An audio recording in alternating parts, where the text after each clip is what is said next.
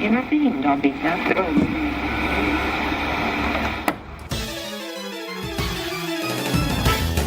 And now, coming to you live from atop the Goldenrod City radio tower, it's the one, the only, PUCL TCGcast. Hello, and welcome to the 99th episode of the PUCL TCGcast with your host, Basket. Today we're talking SLC Regionals, baby. And with me today, I have the mathematical sum, the standard deviation, R.Sigma. How you doing, buddy? Hi. Good times. It's exciting that paper cards are back. Oh, yes, definitely. I'm interested in, this is what I suspect. I think that the person who's going to win the next World Championships is going to be somebody who's been playing for a while, just because we haven't had that face-to-face interaction playing the TCG for a very long time. And that is a huge component in playing the games. Because it's one thing when you're online, but when you're face-to-face with someone and you're trying to, you got to shuffle the deck, you got to remember all those things. Mm-hmm. It can be a little nerve-wracking. You can get a little shaky. So I'm thinking that it's going to be somebody who's been doing it a long time. Yeah. And another part of it is probably that the way that World's qualification works, they're still using the qualification numbers for the 2019 to 2020 season as well. Oh, no way. I totally forgot about that. Yeah. So newcomers just are not favored to be able to qualify for Worlds. Okay. Unless you go out and win a tournament, you're not going to make it this year anyway. That's upsetting. I'm wondering if there might be a decline in overall total players because of that. For the people that would know that that'll happen. Yeah, I'm curious to see what the totals look like because I don't remember how many points there are floating around there from last time. It's essentially picking up right where it left off time-wise in the year, right? Because everything started shutting down mid-March, and now everything's picking up again in mid-March 2 years later. Right. That does seem fair, because that was a huge bummer for a lot of people. But I don't believe local events are part of the mix yet, so everything's going to be based on these regional performances and the internationals as well. So interesting. All right. So we are here to talk about the SLC regionals, and I want to get started with this topic.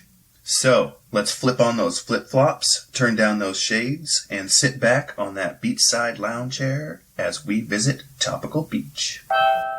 Grab your ice-cold Corsola Cola and pull up a chair. It's time for Tropical Beach.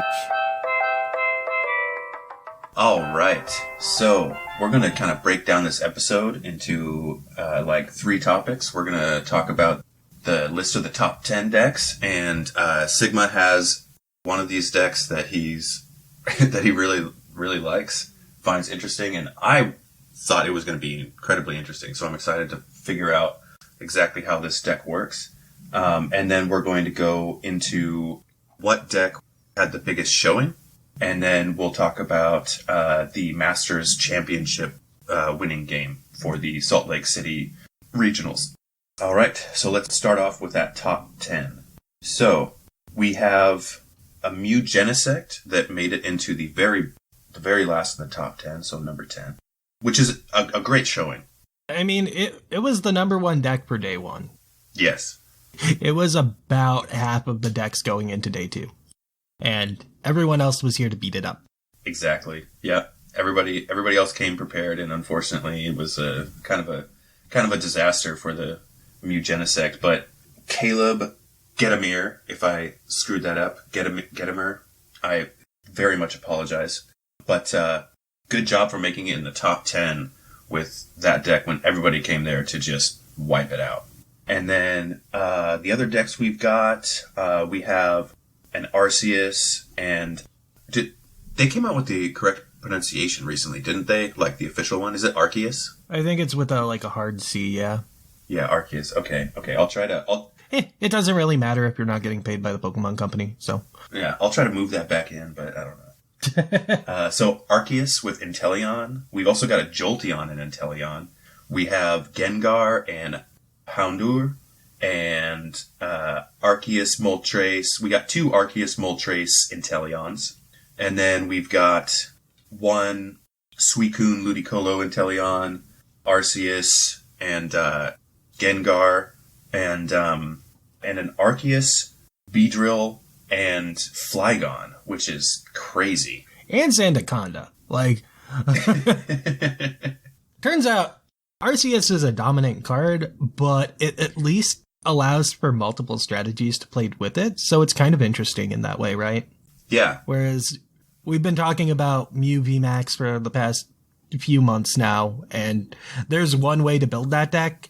Most decks are going to have, 50 to 55 cards that are the exact same, and then, 5 cards where they're like, yeah, let's play this instead. That's called the spice. Whereas Arceus is you start with your Arceus, and then you choose what you want to play with it. And at least it makes for really interesting deck building. Turns out Arceus, when colorless and not stuck to water and metal like it was with ADP, can make a lot of decks viable. And this one's really fun.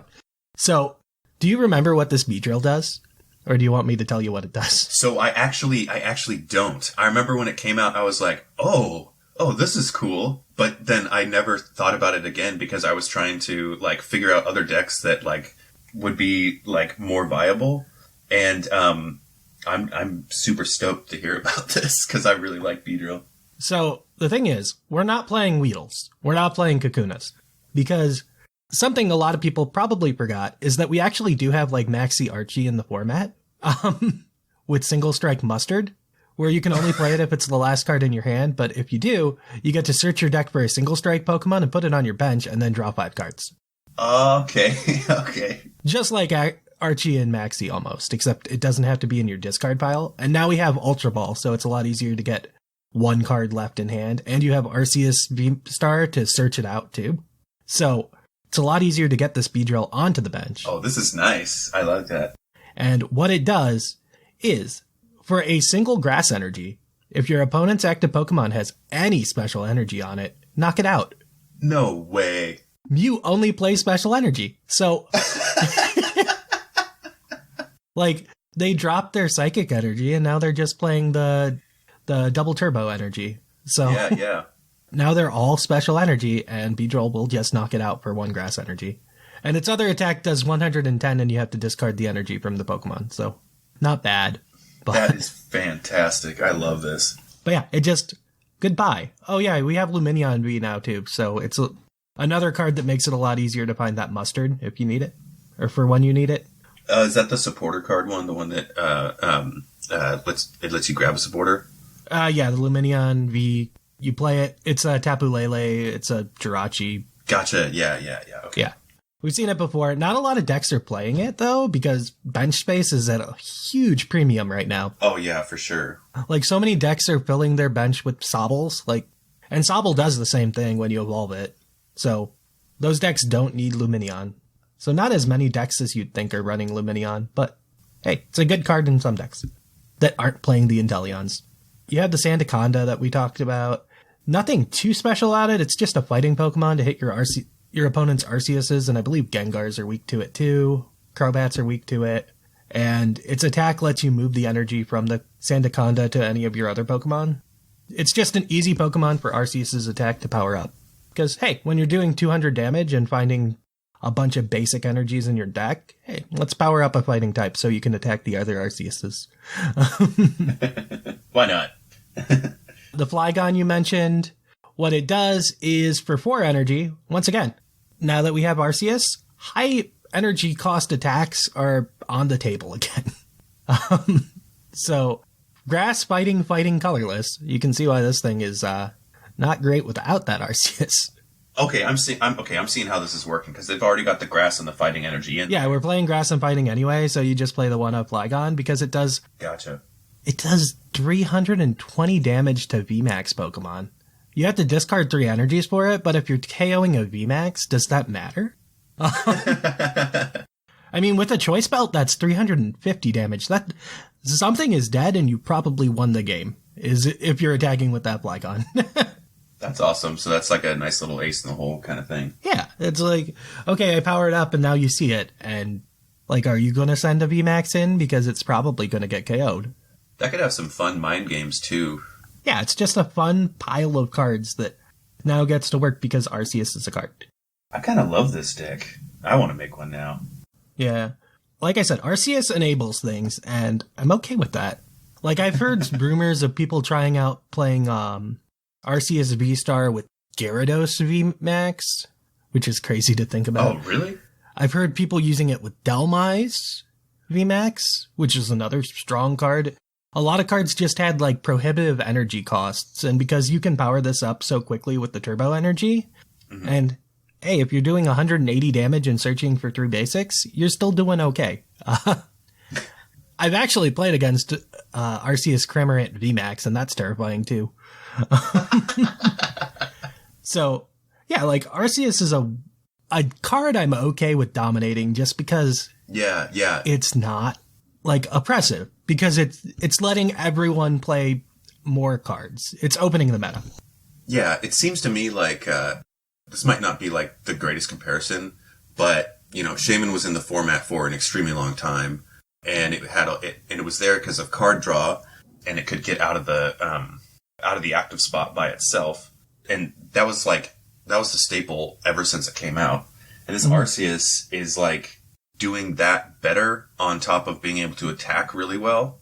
And it's not... It hits hard, it does double computer search, like, it's just a very good card, but it doesn't feel like you can't beat it.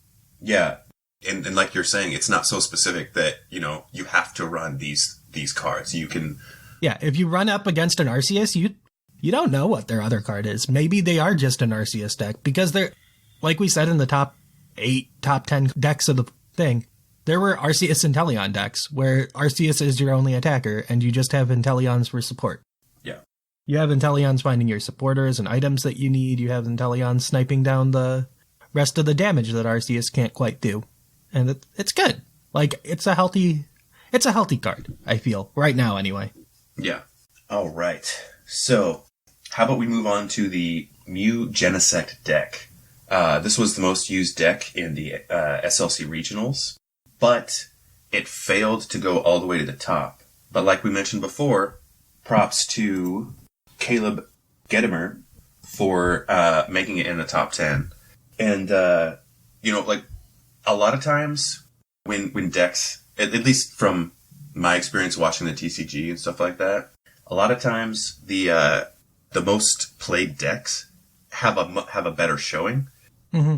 And, but everyone came in with, like, almost everybody in the top 10 has dark Pokemon to just wipe out the Mews. Yeah, there's the one Suicune deck, because that's what Suicune deck does.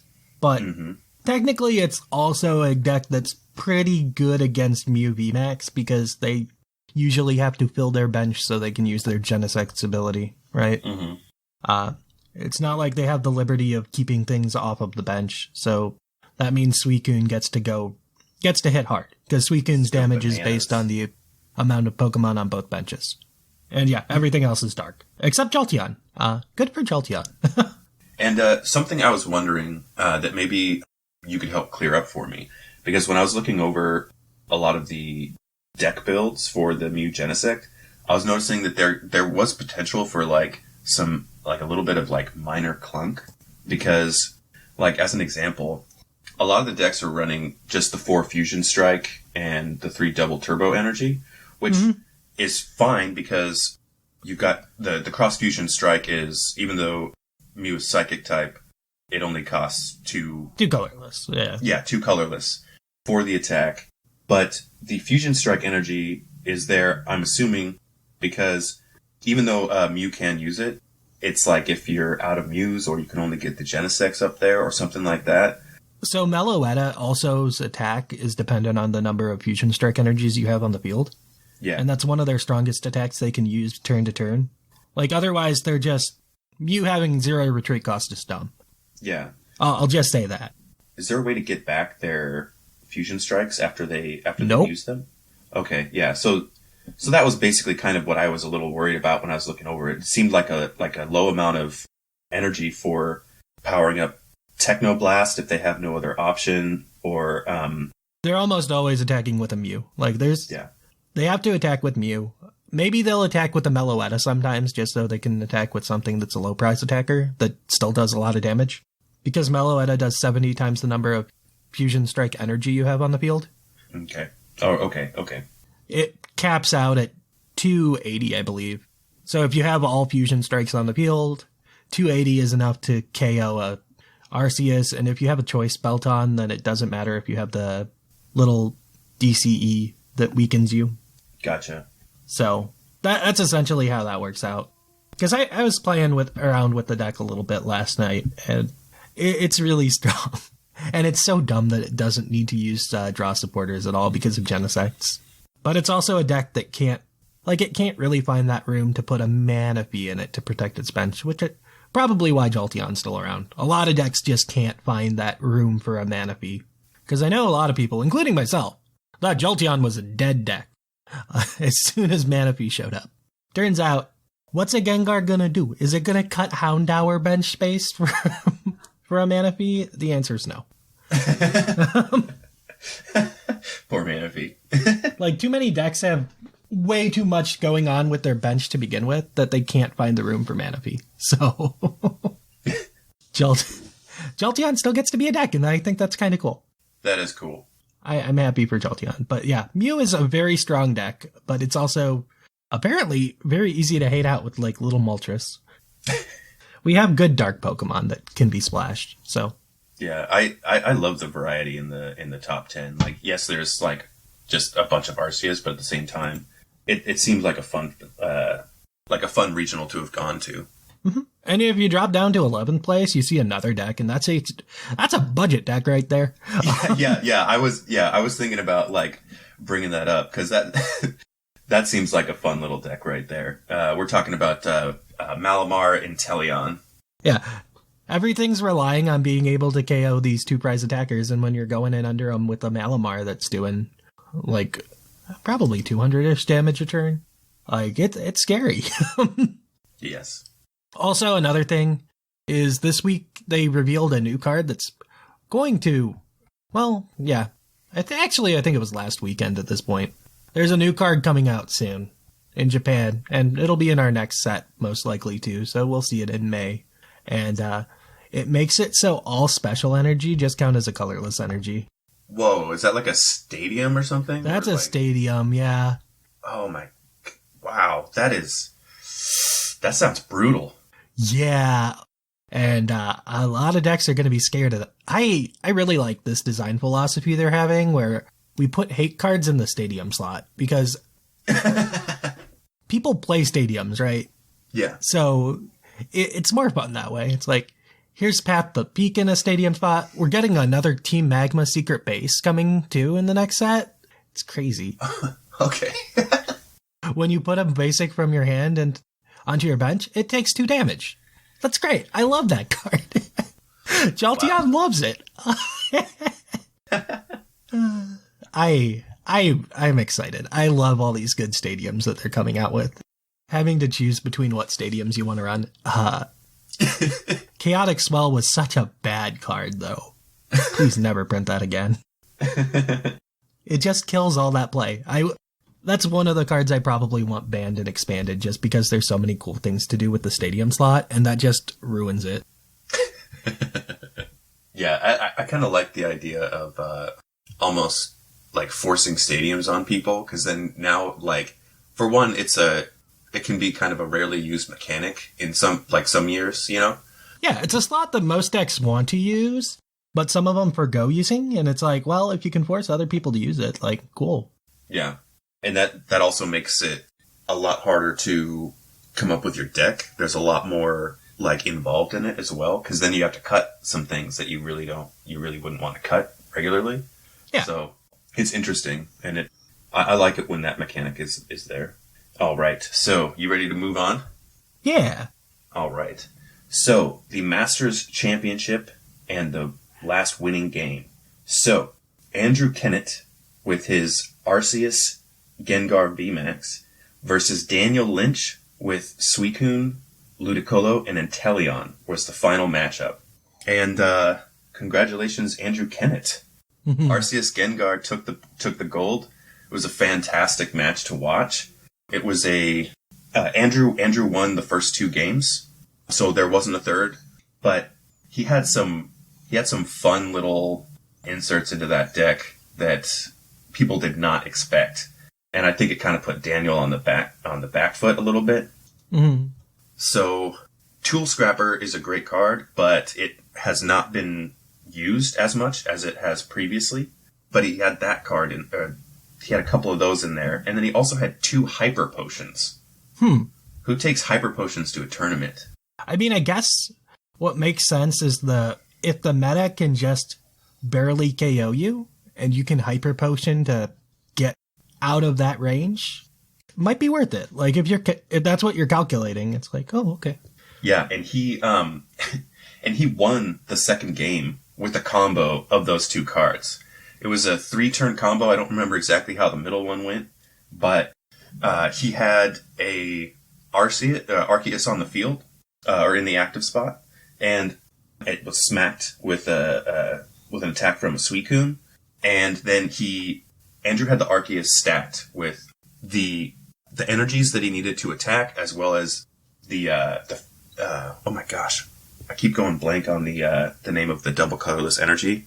I forget it too. I just call it the new double colorless. Yeah, the new double colorless. He had a new double colorless on there as well. He had 2 of those in his deck, and the 2 games that I saw him play, it seemed like he pretty much, like, he did use them to attack, like, once or twice, but it seemed like they were mostly there for the Hyper Potion, because he had the energies he almost always had the energies he wanted on the Pokemon he wanted to attack, but then he would put that new double colorless energy there, and then he would put out the Hyper Potion, heal it, and then throw away the double colorless. Because, for those of you that don't know, the Hyper Potion, you have to discard 2 energy in order to use it.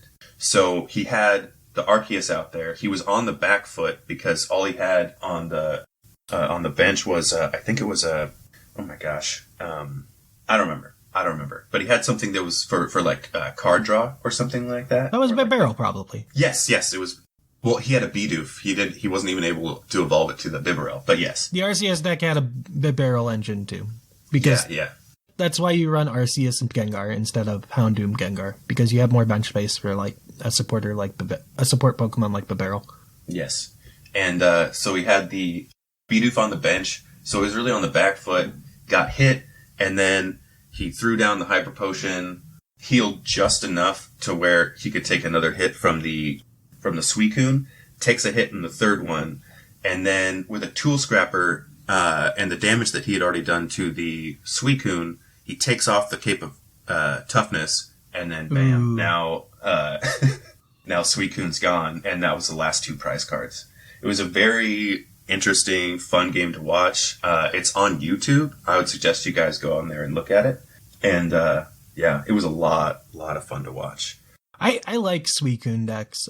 They play in a fun way. We've also heard people running Entei instead of Suicune because it's the same card, just fire type. I guess you would probably lose Melanies if it's playing Melanie, but that's about it. And it doesn't look like... Oh, no, it is playing Melanie. Like, that's what you lose. But I think there's other fire support now that'll boost you up, so... Like, Raikou, Entei, and Suicune are all the same card. It's fun to see those do well. Yeah, and I would be interested to see if there's any... I want to look up and see if there's any decks that are kind of doing like a mythical dog box kind of thing.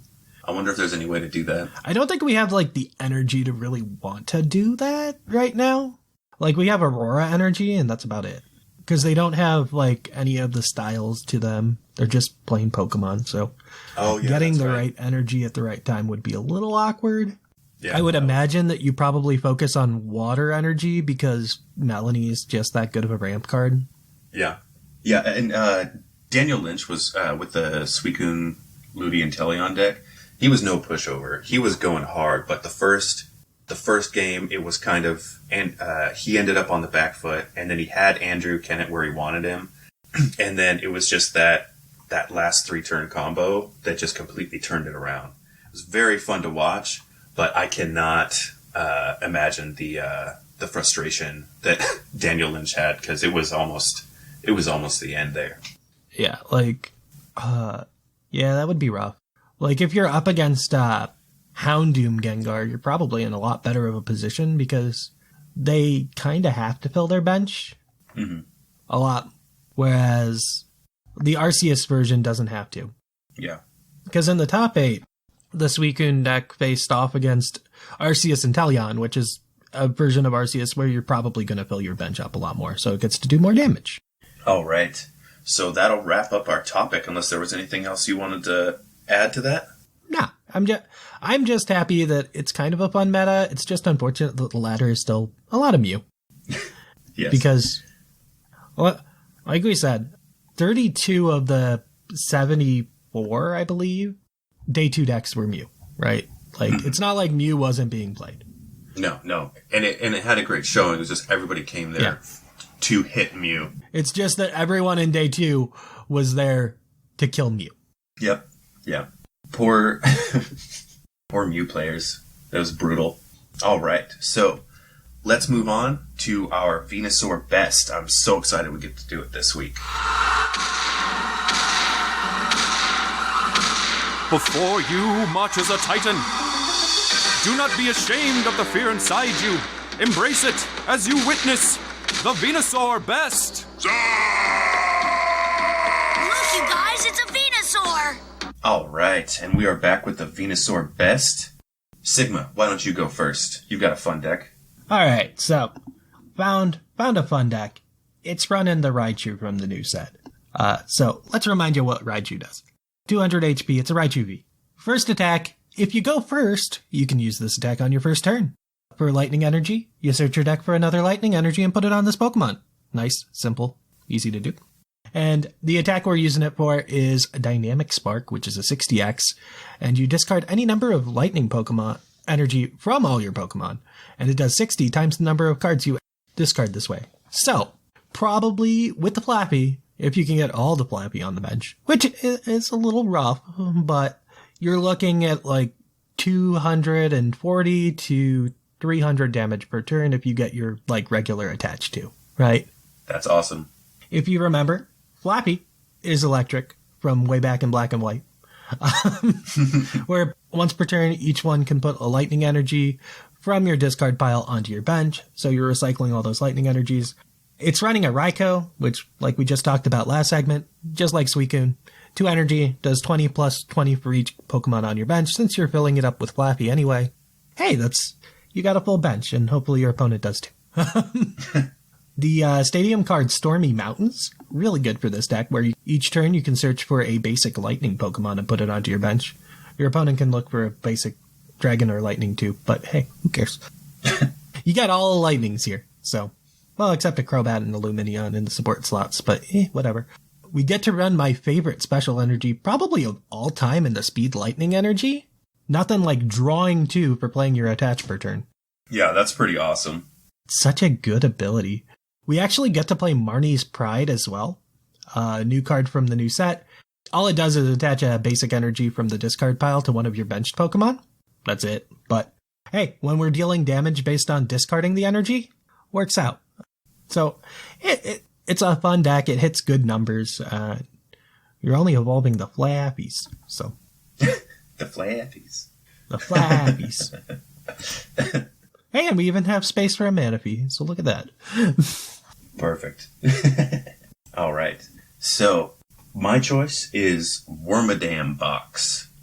This is a very fun, kind of hilarious deck. So you're running, or the list that I found, you're running 4 Zorua, 4 Zoroark, 4 Burmy, and then you've got 2 fighting Wormadams, and then 1 each of the other Wormadams for those potentially special affected needs there.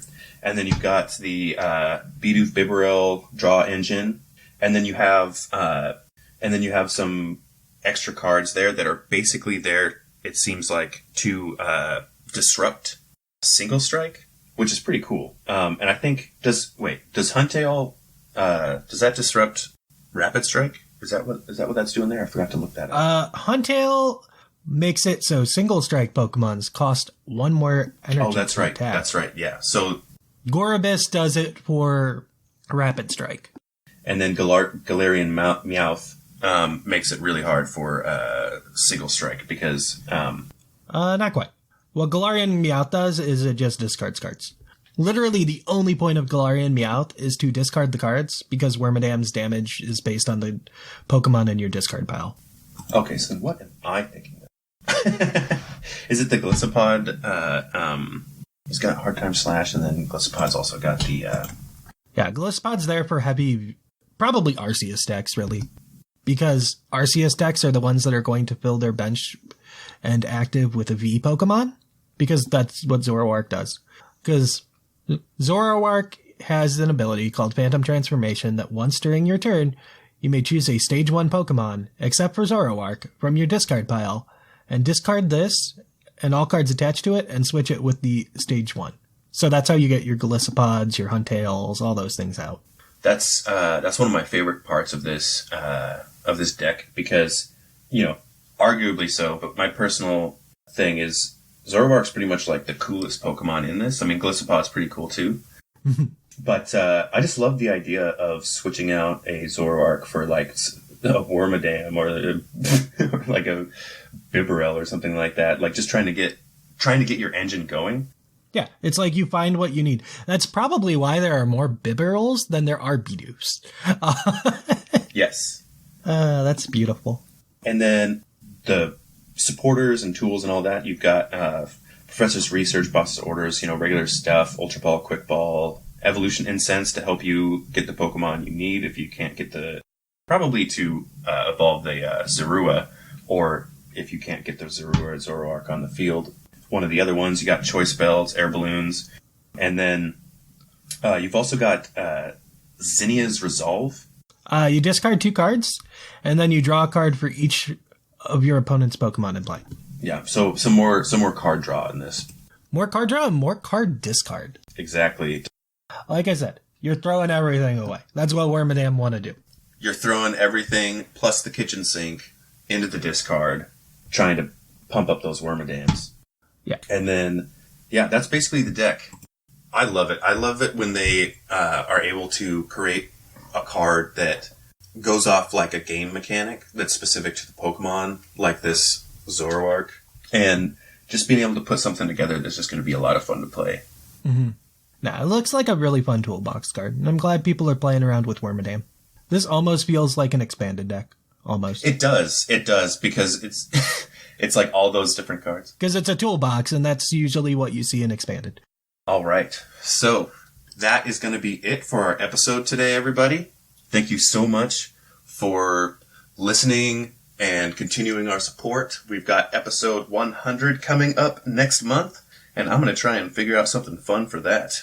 So you guys keep it easy and enjoy the rest of your month. Sigma, thank you so much for joining me. Hey, it's been a pleasure. Puckle Peeps, we love you. Bye. See ya.